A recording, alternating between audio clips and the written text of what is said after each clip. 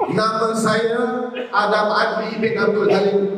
Nombor kad pengenalan 8907030753. Ambil butiran saya, buat laporan polis, kerana hari ini saya nak ajak semua rakyat yang berada di sini, kita harus susun dan kita akan turun ke jalan raya untuk rampas kuasa. Saudara Adam Adli yang ditahan bukan sekadar 1 hari, 5 hari reman di bawah Akta Hasutan dan juga Penal Code Section 24B. Ini soal institusi, rosak sampai ke akar.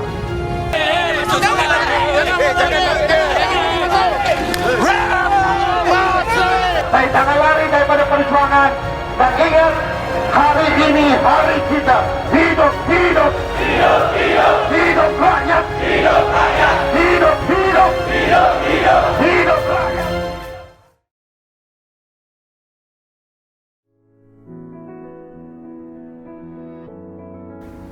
Saya membesar dekat sini, kawasan ni. Kalau siapa yang tahu Bangsa Utama ni Bangsa Utama ni antara pusat kepada gerakan reformasi. Arwah orang tua saya tu memang juga antara orang-orang biasa, rakyat biasa yang turun ke Sogo, turun ke Dataran Merdeka, turun ke Masjid Negara setiap minggu, setiap bulan untuk bersama dengan gerakan reformasi. Jadi pendedahan awal tu datang daripada situ. Kemudian begitu juga saya bersekolah di Brickfields. Brickfields ni pun sama kawasan working class, orang kata anak-anak orang biasa. Pendedahan politik tu datang daripada berbagai sudut. Ada yang datang daripada guru-guru, ada yang datang daripada rakan-rakan sebaya ni, anak-anak orang-orang reformasi juga datang sekolah bawa bahan daripada rumah, gambar lah dan sebagainya. Jadi gerakan reformasi yang bermula berpusat di Kuala Lumpur itu, dia punya gelombang dia tu bukan hanya dirasai oleh orang dewasa waktu tu, tapi juga saya percaya memang kebanyakan anak-anak muda, termasuk yang masih di bangku sekolah. Saya ingat antara perkara yang sebenarnya agak lucu, tapi dia jadi sedikit sebanyak memberi pendedahan atau membentuk peribadi kita tu. Saya ingat darjah 6 kami ada satu, kebanyakan kami dua sekolah. Satu di belah pagi sekolah kebangsaan, di belah petang sekolah rendah agama. Waktu itu sekolah kebangsaan dah habis, dah tamat UPSR. Sedang sekolah rendah agama, lepas tamat UPSR akan ada UPSRA lah, untuk sekolah agama.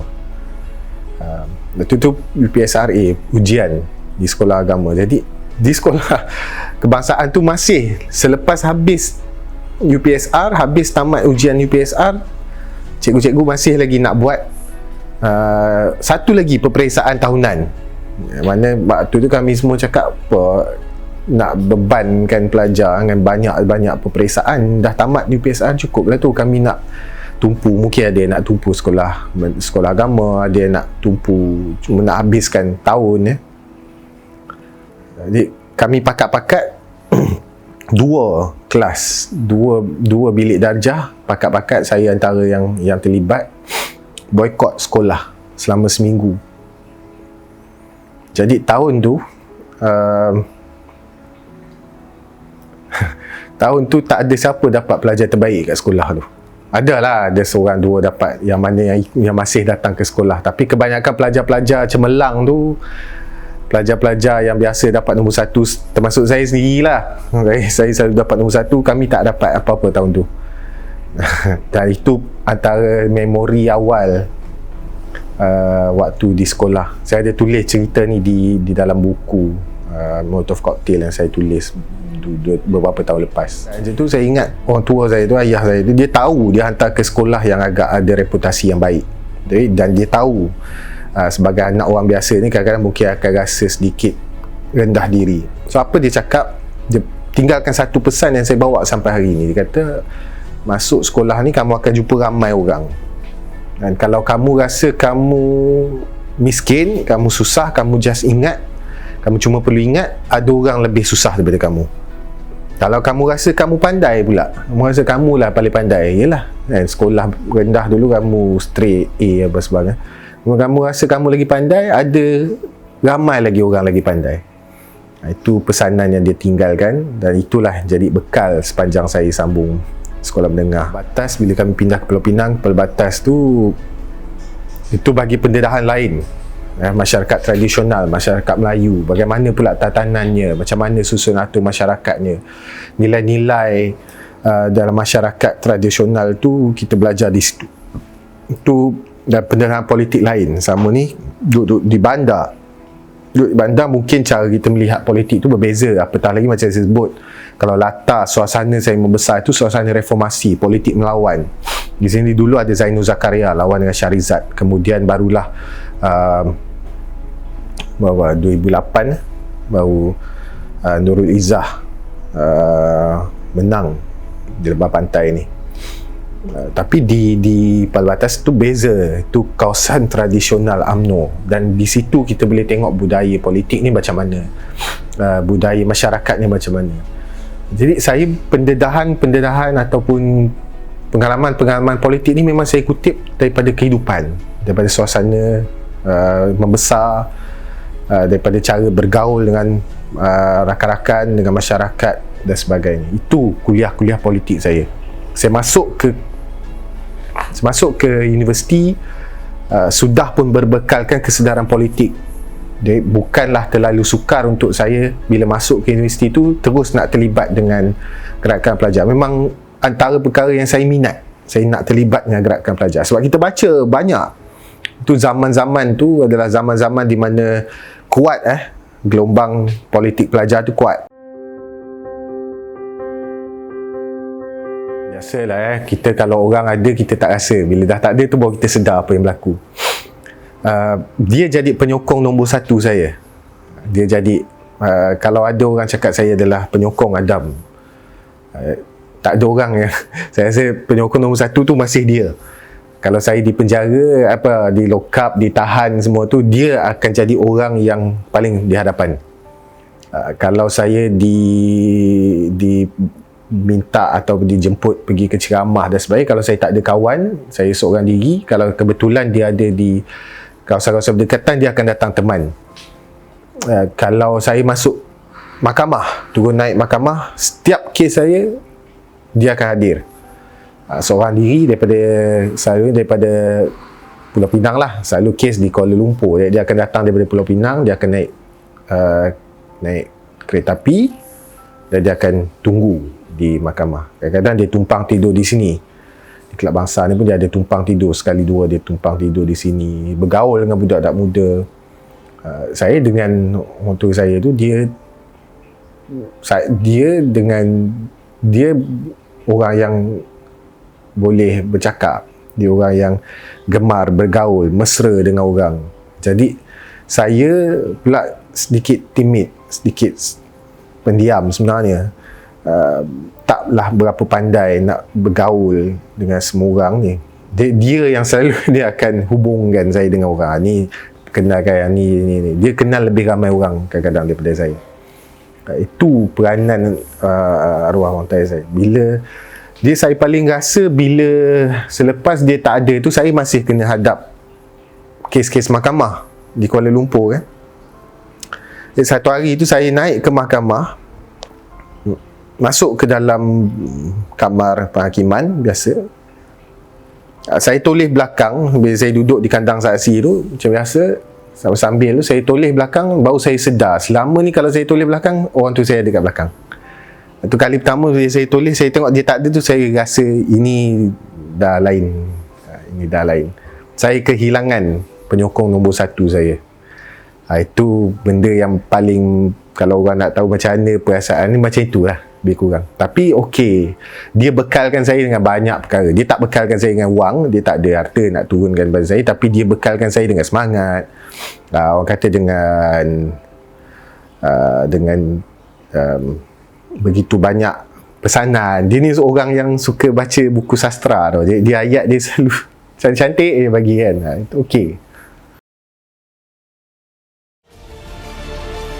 Saya rasa saya pada tahap yang mana saya bersedia. Akhirnya saya bersedia, dan saya fikir semua kita tak punya banyak masa untuk kita relax sangat. Walaupun ya betul, saya anggap itu memang satu kekurangan dari segi singkatnya masa yang saya ambil untuk terus tawarkan diri bertanding ketua angkatan muda dan sebagainya tu. Tapi saya anggap itu sebagai satu cabaran yang saya sahut. Apa orang lain, misalnya kalau kawan-kawan lain tu yang ambil masa setahun, 2 tahun, 3 tahun, malah ada yang lebih lama untuk kutip pengalaman belajar selok-belok parti, dalaman dan sebagainya tu, saya sahut cabaran tu dan saya kena belajar dalam tempoh lebih singkat, 6 bulan, 7 bulan saya kena cepat-cepat belajar selok-belok dalaman parti dan sebagainya. Dan Alhamdulillah saya rasa saya diberi peluang yang cukup banyak, saya diberi bantuan yang cukup banyak oleh kawan-kawan, baik yang kawan-kawan sebaya maupun juga sebenarnya daripada yang lebih senior. Sebab saya banyak terlibat dengan gerakan-gerakan politik selama ini kan. Jadi memang hubungan dengan senior-senior dalam parti daripada angkatan muda maupun dalam kalangan pimpinan pusat sekalipun tu agak baik dan agak banyak. Saya sudah biasa. Jadi kadang-kadang tu mereka pun malah sebenarnya ada yang terkejut bila ditawar, bila saya tawar atau bila saya umum masuk parti tu, dia call cakap, aku ingat kau dah lama masuk parti kan, sebab selama ni saya ada dengan diorang. Itulah sedikit sebanyak. Tapi yang paling penting adalah saya rasa, kalau saya rasa kita ada keyakinan, sedikit sebanyak kita boleh bagi dan tawarkan sumbangan kecil maupun besar buat parti. Yang saya ingat parti ni daripada kecil saya dah tengok. Jadi saya tawarkan sehabis baik.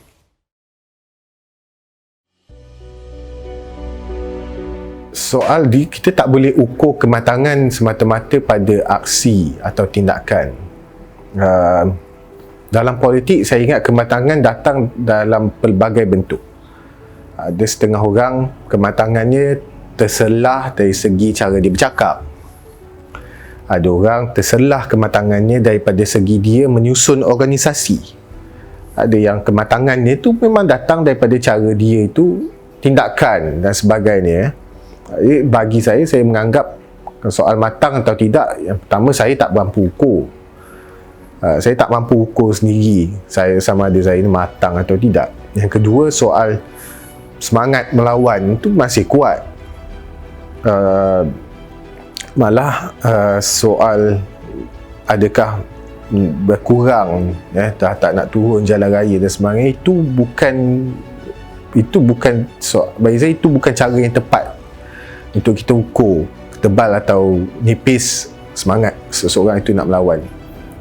Tapi soal strategi, soal pendekatan, apa yang paling berkesan, suasananya bagaimana. Kalau kita tak mampu ukur suasana, sama ada suasana itu sesuai atau tidak dengan tindakan yang kita rancang, saya anggap kita kurang cermatlah dalam berpolitik. Terutama sekarang apabila bercakap atau apabila terlibat dengan parti politik, dia ada banyak perkiraan dan pertimbangan yang kita perlu ambil berat dan ukur dengan cukup cermat. Bukan semua tindakan kita itu, walaupun pada mata kita, pada diri kita, kita tengok tindakan ini tindakan yang ini tindakan yang betul, tapi tidak semestinya ia membawa kesan yang sama baik kepada, terutama kalau perjuangan parti politik. Jadi parti politik tu dia ruangnya luas, lebih luas daripada sekadar jalan raya maupun tumpuan media dan sebagainya.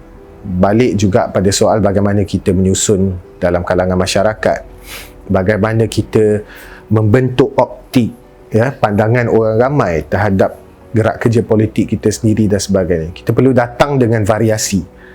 Satu perkara saya ingat, memang kalau kita faham pun, ataupun saya percaya ramai yang juga sedar perkara ini, nama saya macam saudara sebut tadi, sinonim mesti dengan aksi jalan raya. Sampai ke satu tahap, orang akan bertanya, takkanlah itu sahaja. Jadi inilah waktunya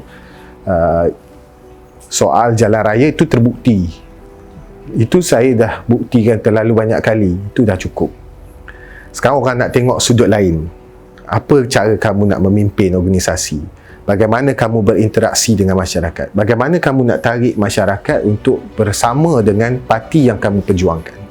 Saya rasa itu mengambil itu memerlukan lebih daripada sekadar yang orang duk tengok, oh dia ni dah tak nak melawan dan sebagainya. Tidak, dia letak, it takes more than that. Orang nak tengok adakah kita ni cukup bersedia, apa kebijaksanaan yang kita nak tampilkan, apa bentuk dasar, apa bentuk idea, apa bentuk solusi penyelesaian kepada permasalahan masyarakat.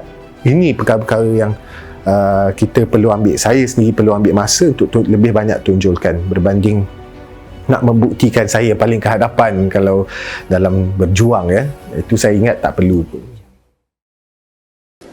Saya digantung selama 3 semester. Student!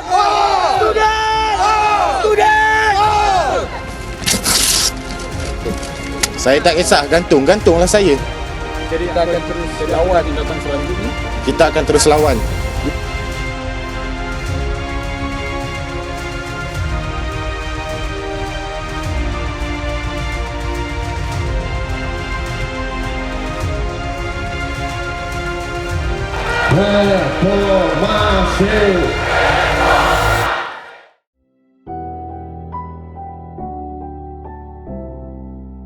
Waktu saya dibebaskan oleh mahkamah,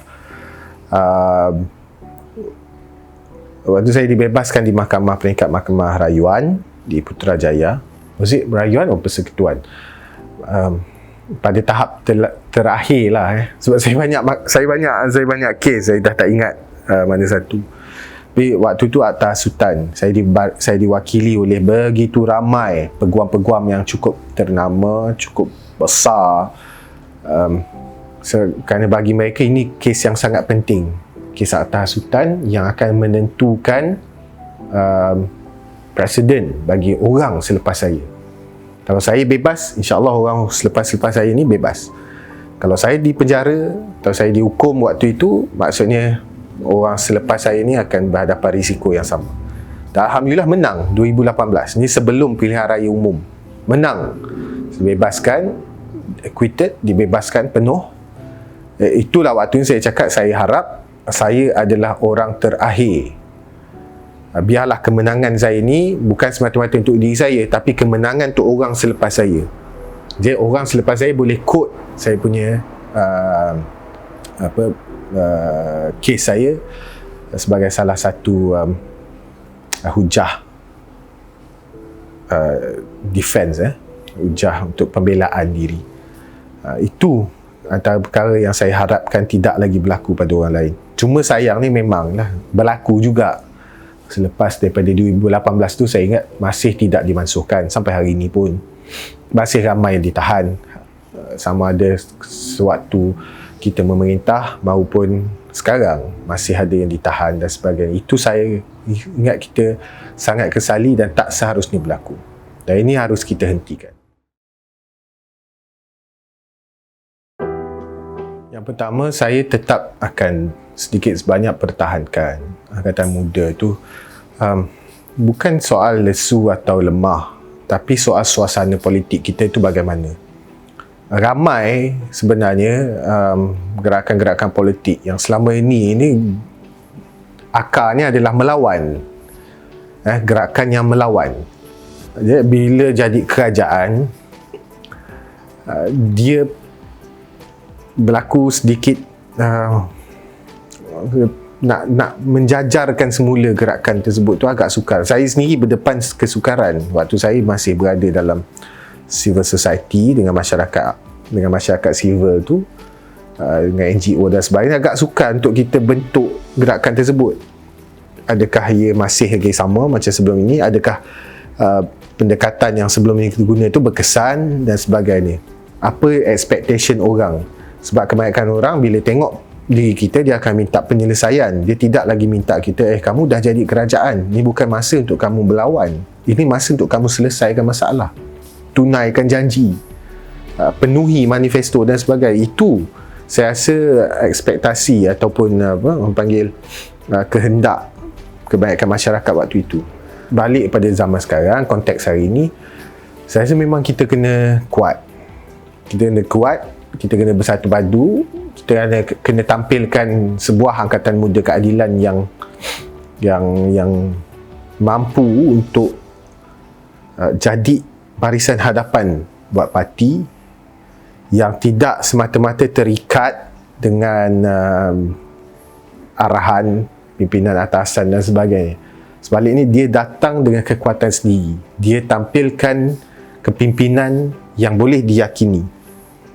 Dan ini perlu dibentuk, dan hanya boleh dibentuk kalau kita mampu untuk garap kekuatan keseluruhan sayap angkatan muda tersebut. Tidak boleh ada yang tertinggal, tidak boleh ada yang dipencilkan. Perbezaan perlu diurus dengan sebaik-baiknya. Dari situ baru kita dapat tampilkan sebuah angkatan muda yang kuat, yang dilihat meyakinkan, yang boleh diharap, yang disegani, yang dihormati. Dia jadi sebuah pasukan yang sangat tersusun, sangat ke hadapan. So, kita janjikan kelainan, kita janjikan tekad baru, kita janjikan kesegaran, kita janjikan sebuah angkatan muda yang lebih baru lah, senang kata, lebih baru, yang mana tidak dibebani dengan baggage politik yang terlalu banyak. Itu di saat kekurangan kita adalah pengalaman, nama-nama besar. Jadi kita tampilkan kekuatan yang lain, iaitu kekuatan ni wajah baru. Betul belum diuji, betul tidak terbukti, tapi ini angkatan muda keadilan. Ini pintu masuk kepada keanggotaan baru. Jadi, bagaimana kita nak tarik orang muda, bagi inspirasi, tunjukkan bahawa ini parti yang sangat terbuka, parti yang meraihkan kepimpinan, yang tidak melihat semata-mata kepada senioriti dalam parti, tidak semata-mata berpaut kepada sentimen orang lama, orang baru semata-mata. Ini adalah parti yang memberi ruang pada sesiapa sahaja yang ada semangat, ada tekad, sanggup berkorban, sanggup berusaha. Ini tempat kamu. Masuk parti ini, bayangkanlah saudara, 2001, 2002, yang masuk parti ni pun sama, orang muda, tak ada pengalaman. Yang ada cuma semangat. Yang ada cuma idealisme. Yang ada cuma pemikiran yang cerah. Yang ada cuma cita-cita. Apa masalah kita untuk angkat nilai yang sama hari ini? Ini Angkatan Muda Keadilan. Ruang, pintu masuk bagi orang muda dan sebagainya. Bila orang muda tengok, wah, ini parti yang tidak terperangkap dengan politik lama, yang tunggu kejap, tak payah. Dan hari ini kalau kita tengok pun, ruang-ruang politik untuk orang muda tu makin banyak terbuka. Ini salah satu cara kita untuk memperlihatkan bahawa, dan kita tak perlu risau. Macam saya sebut tadi, angkatan muda ni ada banyak wajah. Ada orang lama, ada orang baru dan sebagainya. Dan ini bukan waktu untuk kita cipta kabilah lain. Ini bukan waktu untuk kita cipta puak baru. Ini bukan waktu untuk kita bina kubu lain. Ini adalah waktu untuk kita satu dan garap semua orang. Dan saya percaya orang-orang baru, orang-orang lama, semua bekerjasama, dia akan jadi lebih baik.